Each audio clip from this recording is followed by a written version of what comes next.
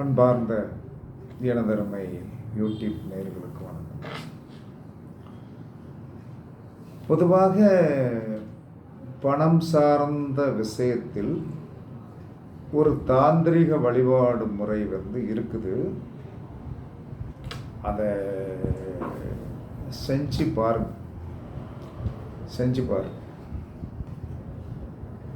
அதுக்கு என்ன முறை, இந்த முறை என்ன முறை அப்படிங்கிறத தெரிஞ்சுக்கிட்டு உங்களுக்கு விருப்பம்னா செய்யுங்க. விருப்பம் இல்லைன்னா என்ன சொல்லலான்னா நீங்கள் என்ன சொல்லலான்னா, ஏன்னா இதில் நான் அது சார்ந்த விஷயத்தில் ரொம்ப அனுபவப்பட்டேன். என்ன சொன்னேன்னா எந்த ஒரு ஜோதிடருமே பரம்பரை பணக்காரராக இருக்க மாட்டான். ஜோதிடம் படிப்பவன் தரத்திரவான். அவனுக்கு தரத்திரம் வந்தால் தான் அறிவு வரும். பணமும் செல்வாக்கும் இருக்கின்றவன் இந்த மாதிரி இதை போய் படிக்க வேண்டிய அவசியமே கிடையாது. பணமும் செல்வாக்கு இருந்தால் இதை போய் எதுக்கு நாலு குடைவன் எட்டு குடைவன் சொல்லிகிட்டே இருக்க மாட்டான்.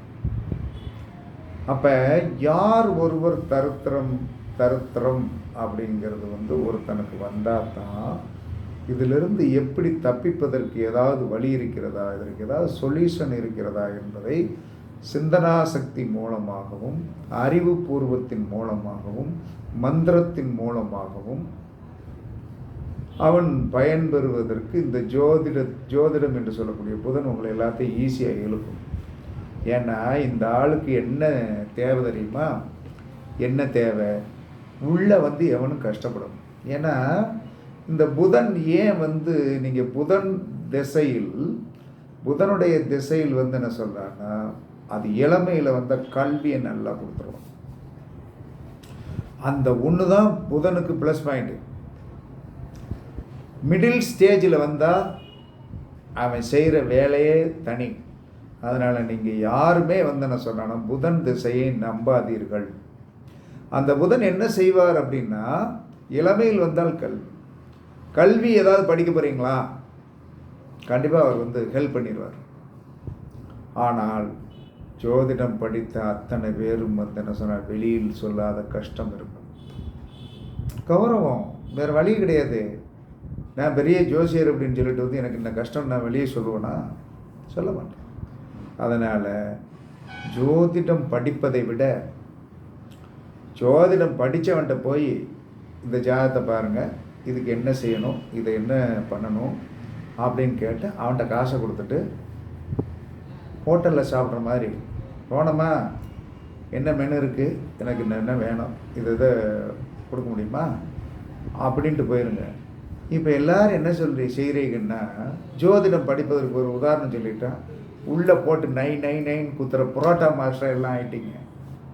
புரோட்டா மாஸ்டருக்கு என்ன தெரியுமா சொல்கிறேன்னா, புரோட்டா மாஸ்டருடைய நிலைமை என்ன தெரியுமா?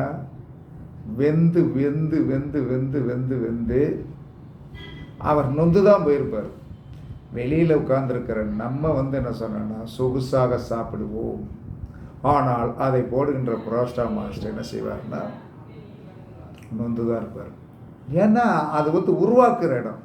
அதே மாதிரி தான் யாராக இருந்தாலும், ஏன்னா கல்யாணம் நடக்கணும், இதில் என்ன குறை இருக்குது, இதை சரி பண்ணுறதுக்கு என்ன வழி, இதுக்கு எவ்வளோ செலவாகும், இப்படி போயிருங்க.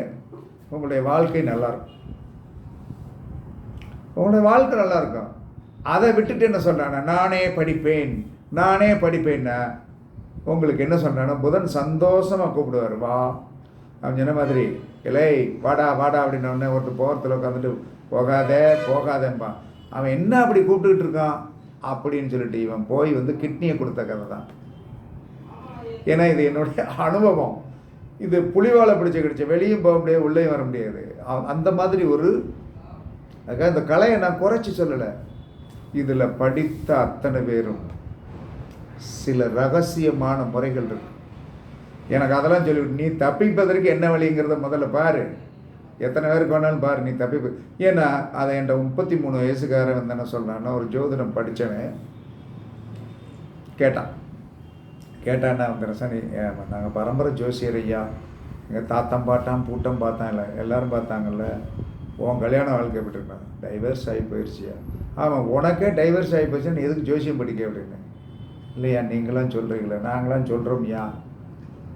அதாவது என்ன சொல்கிறான்னா வந்து ஜோதிடத்திற்கு வந்து என்ன சொல்கிறான்னா வந்து ஜோதிடத்தில் வந்து என்ன சொல்கிறான்னா வந்து நல்லா யோசனை பண்ணி பாருங்கள். சுக்கிரன் நேசமான இடத்துல, சுக்கிரன் நேசமாகிற இடத்துல புதன் ஆட்சிய மூலத்திரிகோணமாக இருப்பார். சுக்கிரன் உச்சமாக இருக்கிற இடத்துல புதன் நேசமாக இருப்பார். ஏன் தெரியுமா? சுக்கிரன் உச்சமாகிற இடத்துல வந்து புதன் நேசம்.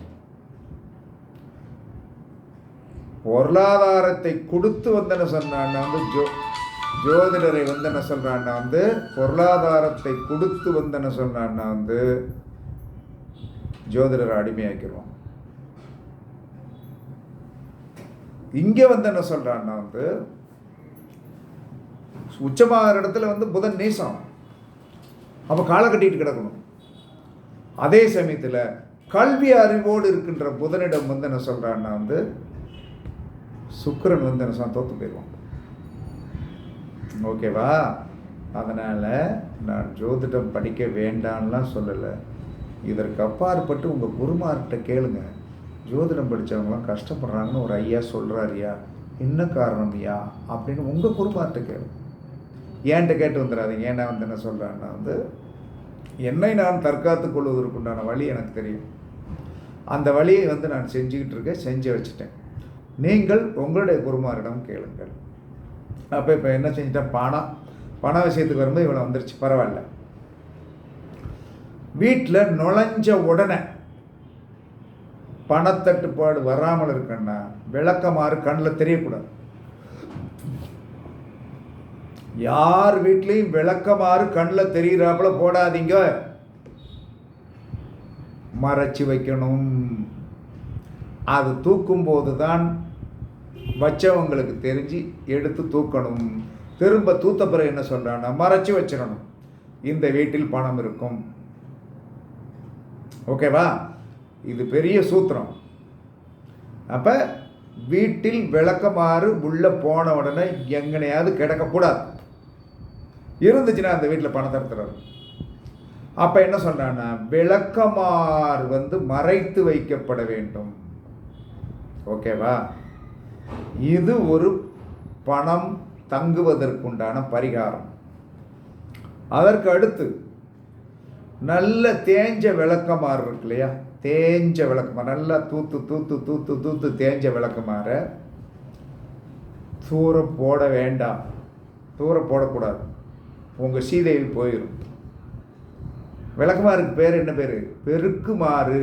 பெருக்கல் என்று சொன்னால் என்ன சொன்னால் 4 × 4 16, 4 + 4 8 தான் வரும். 4 × 4 16 வரும். அப்போ என்ன சொல்கிறான்னா வந்து தேஞ்ச கட்ட விளக்கமாறை நல்லா கொஞ்சம் தட்டி கிட்டி எடுத்து ஒரு நல்ல பேப்பரில், அழகான வந்து நியூஸ் பேப்பரில், அது இந்த இயற்கை எழுதினார் அஞ்சலி அப்படிங்கிறதுலாம் சுற்றி வைக்கக்கூடாது.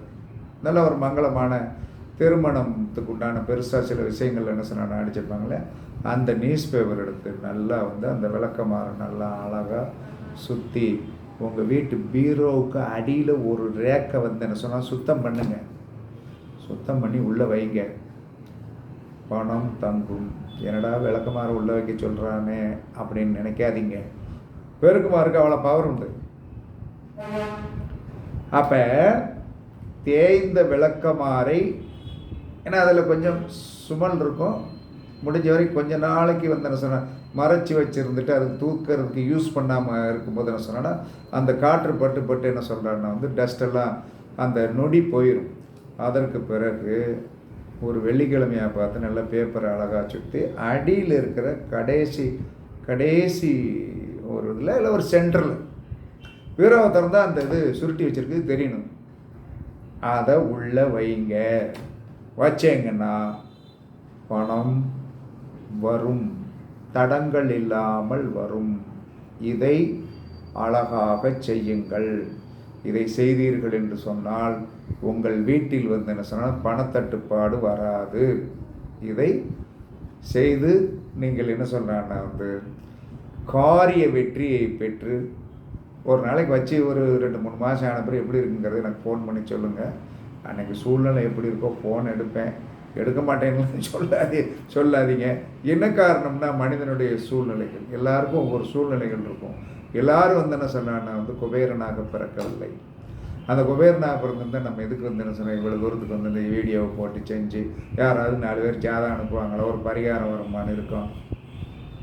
இதுதான் எல்லாருடைய நிலைமை.